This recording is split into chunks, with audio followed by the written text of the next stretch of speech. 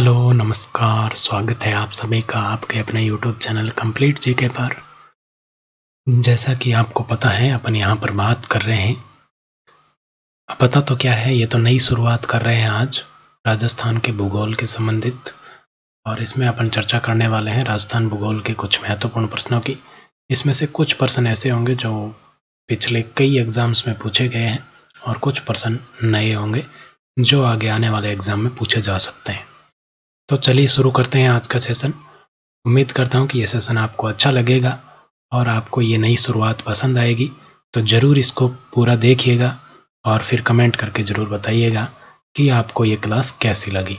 तो सबसे पहले आपके सामने है पहला प्रश्न।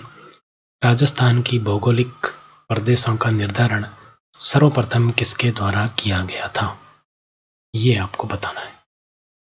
तो यहाँ पर आपको क्या बताना है, राजस्थान के भौगोलिक प्रदेशों का निर्धारण सर्वप्रथम किसके द्वारा किया गया था।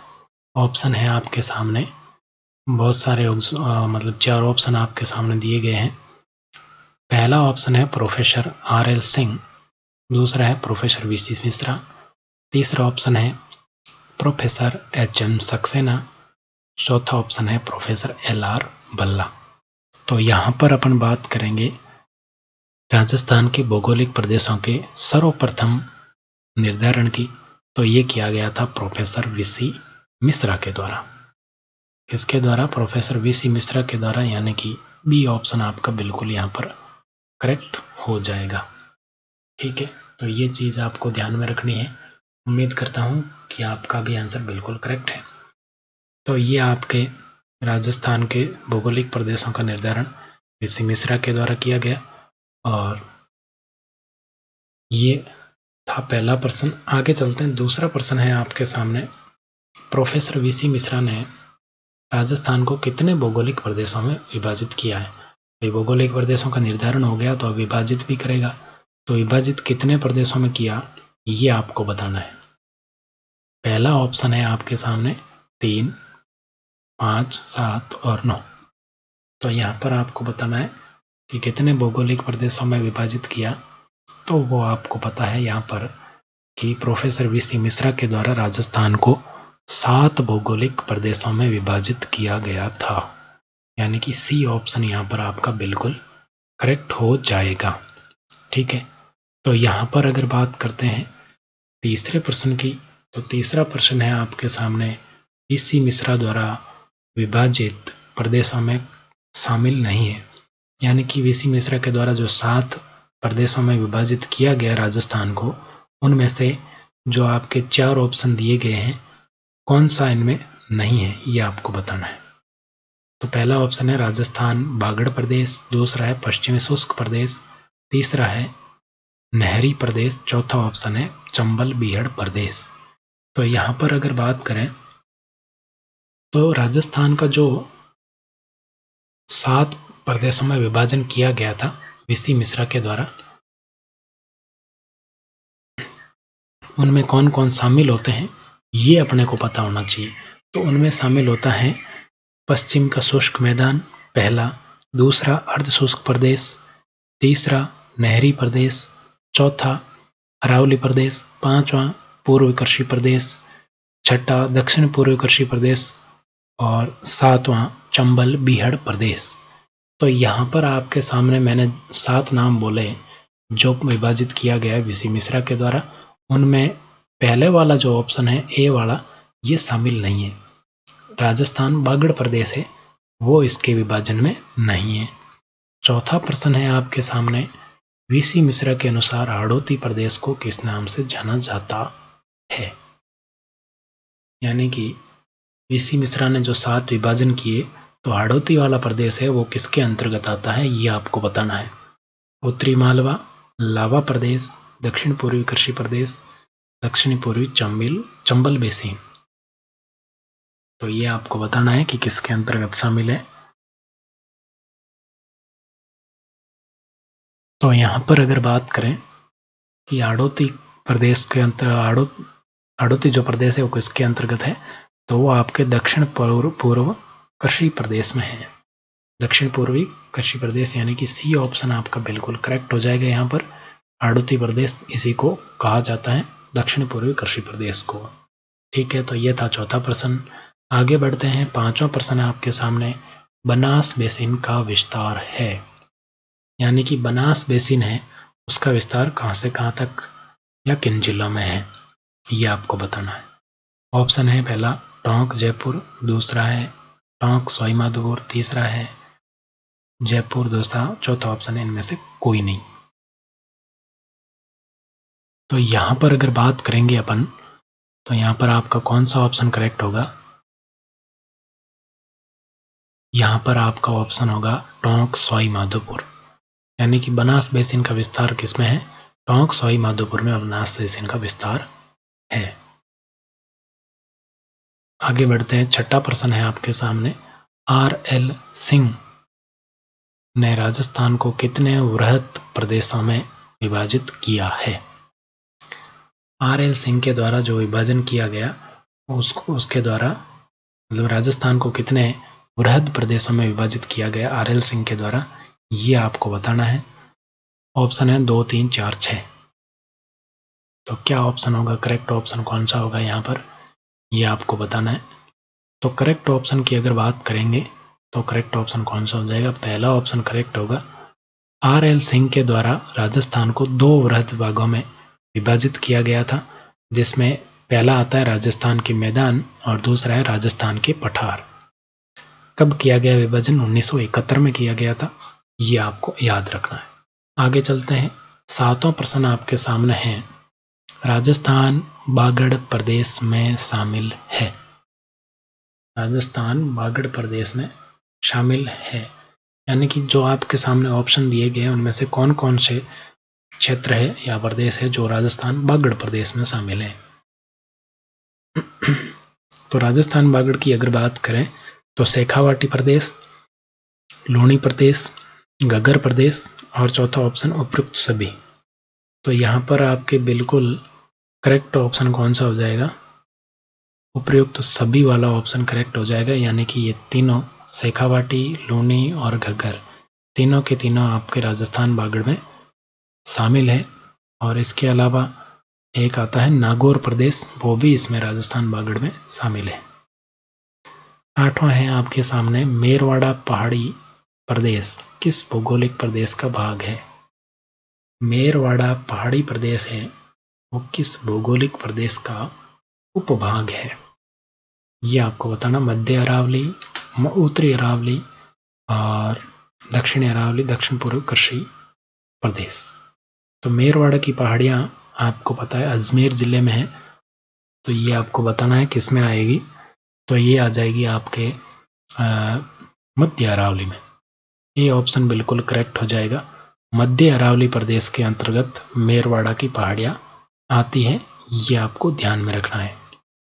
आगे बढ़ते हैं, नौवां प्रश्न है आपके सामने, चंबल बिहार प्रदेश किन जिलों में विस्तृत है? यानी कि चंबल बिहार प्रदेश है उसके अंतर्गत कौन कौन से जिले शामिल हैं, ये आपको बताना है। पहला ऑप्शन है अलवर, भरतपुर, दूसरा ऑप्शन है कोटा, बूंदी, तीसरा ऑप्शन है सवाईमाधोपुर, धौलपुर, चौथा ऑप्शन है इनमें से कोई नहीं। तो यहाँ पर अगर बात करेंगे तो चंबल बिहार प्रदेश वाला है, ये भाग आपके किन जिलों में विस्तृत है? तो चंबल बिहार प्रदेश किन जिलों में है? सवाईमाधोपुर और धौलपुर में है। ठीक है, ये आपके सी ऑप्शन यहाँ पर करेक्ट हो जाएगा। सवाईमाधोपुर और धौलपुर 2 जिले हैं, इनमें चंबल बिहार वाला क्षेत्र है वो विस्तृत है, ये आपको ध्यान में रखना है। यानी कि इनके क्षेत्रफल को चंबल बिहार प्रदेश के नाम से जाना जाता है, ऐसा आप किसी भी तरह याद रख सकते हैं। 10वां प्रश्न आपके सामने, लूनी सोकड़ी द्रोणी कहाँ स्थित है? लूनी और सोकड़ी द्रोणी कहाँ स्थित है? ये एक उबड़ खाबड़ स्थित आकृति स्थलाकृति होती है, यानी कि उबड़ खाबड़ जगह है। ये कहाँ पर स्थित है ये आपको बताना है। पाली सोजत मैदान में, शेखावाटी प्रदेश में और निम्न लूनी बेसिन में, लूनी प्रदेश में, किस में ये आपको बताना है। तो यहाँ पर लूनी सोकड़ी की अगर बात करेंगे तो लूनी सोकड़ी वाला है वो लूनी बेसिन प्रदेश में है, यानी कि डी ऑप्शन आपका बिल्कुल करेक्ट हो जाएगा। यहाँ पर लोनी बेसिन प्रदेश में लोनी सोकड़ी द्रोणी स्थित है। 11वां प्रश्न आपके सामने है, पाली सोजत मैदान स्थित है। पाली सोजत मैदान किस बेसिन में स्थित है, यह आपको बताना है। ऊपरी लोनी बेसिन, निम्न लोनी बेसिन, जोई नदी बेसिन, पश्चिम बनास बेसिन। तो इसमें से कौन सा ऑप्शन करेक्ट होगा, यह आपको बताना है।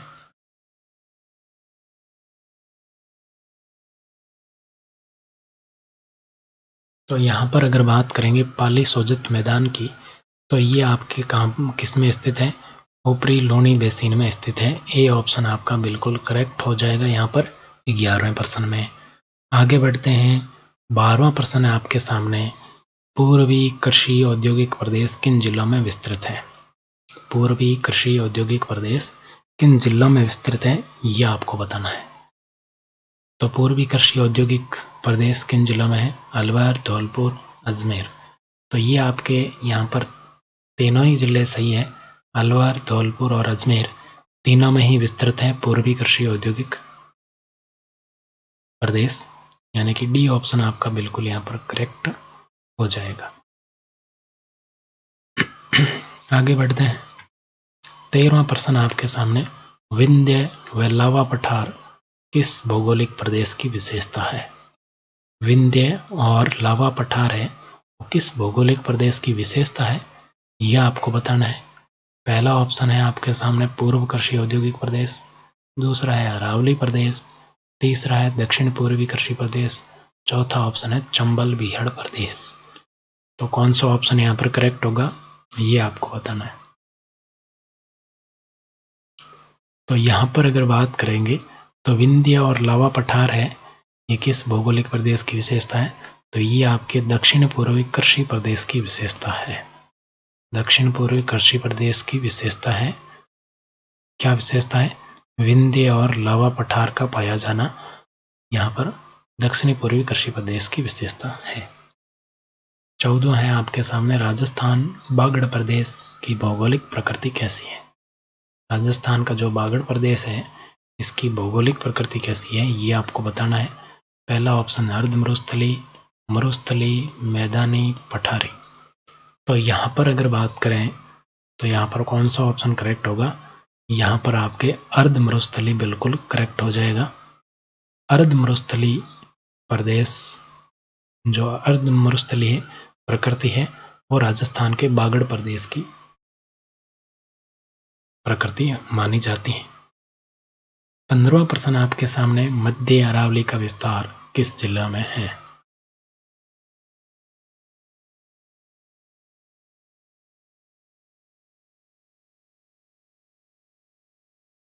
तो यहाँ पर मध्य अरावली का विस्तार किस जिले में है, तो अलवर, नागौर, उदयपुर और अजमेर ऑप्शन में दिए गए हैं। तो यहाँ पर कौन सा ऑप्शन करेक्ट होगा,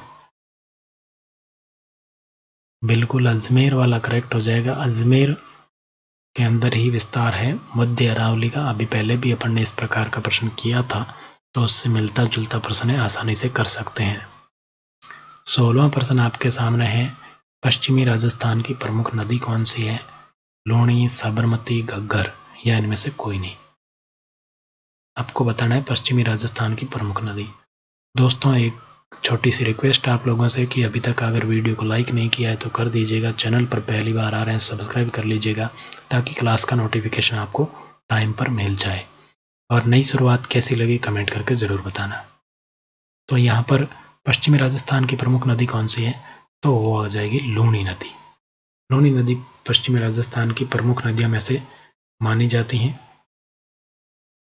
आगे बढ़ते हैं। 17वां प्रश्न है, राजस्थान में पश्चिमी राजस्थान में पलाया झील स्थित है, यानी कि पलाया झील आपके कहाँ स्थित है, ये बताना है। बाड़मेर, जैसलमेर, जालोर या बीकानेर। तो आपके बिल्कुल, आपको ये तो आसान सा प्रश्न है। पलाया झील आपके जैसलमेर में स्थित है, बिल्कुल करेक्ट। पश्चिमी राजस्थान जैसलमेर में ही, जैसलमेर पश्चिमी राजस्थान में आता है, बिल्कुल करेक्ट है। आगे बढ़ते हैं। 18वां प्रश्न है आपके सामने, वीसी मिश्रा के द्वारा राजस्थान के भौगोलिक प्रदेशों का निर्धारण कब किया गया था, ये बताना आपको। तो प्रोफेसर वीसी मिश्रा की बात अपन ने शुरू में ही की थी और अभी भी वही प्रश्न है, 1972, 1986, 1968, 1868। तो यहाँ पर आपको पता है वीसी मिश्रा के द्वारा राजस्थान के 7 भौगोलिक प्रदेशों का निर्धारण किया गया था 1968 में। सी ऑप्शन बिल्कुल करेक्ट हो जाएगा। और एक पुस्तक आती है राजस्थान का भूगोल, उसके अंतर्गत इसका जो है निर्धारण किया गया था। 19वां प्रश्न है आपके सामने, राजस्थान के किस भौगोलिक प्रदेश में बनास नदी प्रवाहित होती है। तो राजस्थान के किस भौगोलिक प्रदेश में बनास नदी प्रवाहित होती है? पूर्व कृषि औद्योगिक प्रदेश और दक्षिणी पूर्वी कृषि प्रदेश, उपरोक्त दोनों, ये इनमें से कोई नहीं। तो यहाँ पर आपके कौन सा ऑप्शन करेक्ट होगा 19वें में, बताएं फटाफट से। तो यहाँ पर अगर बात करें तो पूर्व कृषि औद्योगिक प्रदेश, ए ऑप्शन बिल्कुल करेक्ट हो जाएगा 19वें में। पूर्व कृषि औद्योगिक प्रदेश, इस प्रदेश में आपके बनास नदी बहती है और इसकी सहायक नदियां भी इसी प्रदेश में प्रवाहित होती है। 19वें में पहला ऑप्शन बिल्कुल करेक्ट हो जाएगा। अगला प्रश्न है 20वां, राजस्थान की सबसे ऊंची चोटी गुरु शिखर की ऊंचाई कितनी है। राजस्थान की सबसे ऊंची चोटी गुरु शिखर की ऊंचाई कितनी है, यह आपको बताना है। 1727 मीटर, 1722 मीटर, 1736, 1717। तो ये तो बहुत ही आसान सा प्रश्न है। 1722 मीटर बिल्कुल करेक्ट हो जाएगा। बी ऑप्शन बचपन से पढ़ते आ रहे हैं, बी ऑप्शन बिल्कुल करेक्ट हो जाएगा, 1722 मीटर। ये सिरोही में स्थित है, आपको पता है, गुरु शिखर अरावली के। और कुंभलगढ़ और गोगुंदा के बीच का क्षेत्र क्या कहलाता है? देश, हरो, कांठल, बोराट का पठार या इनमें से कोई नहीं। तो ये भी आसान सा प्रश्न है, क्या कहलाता है कुंभलगढ़ और गोगुंदा के बीच का क्षेत्र? तो आपके बोराट का पठार कहलाता है। बहुत ही आसान सा प्रश्न। आगे बढ़ते हैं। 22वां प्रश्न है, चंबल बेसिन में शामिल है। चंबल बेसिन में कौन कौन से भाग है वो भूभाग शामिल है, ये आपको बताना है। तो यहां पर अगर बात करेंगे बिल्कुल, तो यहां पर भरतपुर का मैदान, करौली का पठार, धौलपुर का मैदान, ये सभी आपके चंबल बेसिन के अंतर्गत आते हैं, इसमें शामिल है। ठीक है, आगे बढ़ते हैं। 23वां प्रश्न, सर्वाधिक जन घनत्व वाला प्रदेश है। पूर्वी कृषि औद्योगिक प्रदेश, चंबल बीहड़ प्रदेश, दक्षिण पूर्वी कृषि प्रदेश, इनमें से कोई नहीं। तो यहाँ पर अपन बात कर रहे हैं पूर्व कृषि प्रदेश है, पूर्व कृषि औद्योगिक प्रदेश है, ये सर्वाधिक जन घनत्व वाला प्रदेश है, ये आपको ध्यान में रखना है। इसमें आपके जयपुर, भरतपुर, ये बड़े बड़े जिले शामिल हैं। तो इस प्रकार ये आपके इसका घनत्व है वो सर्वाधिक हो जाता है। तो दोस्तों ये थे आज के प्रश्न, 23 प्रश्न मैंने करवाए। उम्मीद करता हूँ कि आपको अच्छे लगे होंगे। अगर सेशन अच्छा लगा तो लाइक कर दीजिए, दोस्तों के साथ शेयर जरूर कर दीजिए। चैनल पर पहली बार आ रहे सब्सक्राइब कीजिएगा। मिलते हैं अगले सेशन में कुछ नए महत्वपूर्ण प्रश्नों के साथ। तब तक के लिए गुड बाय, जय हिंद, जय भारत।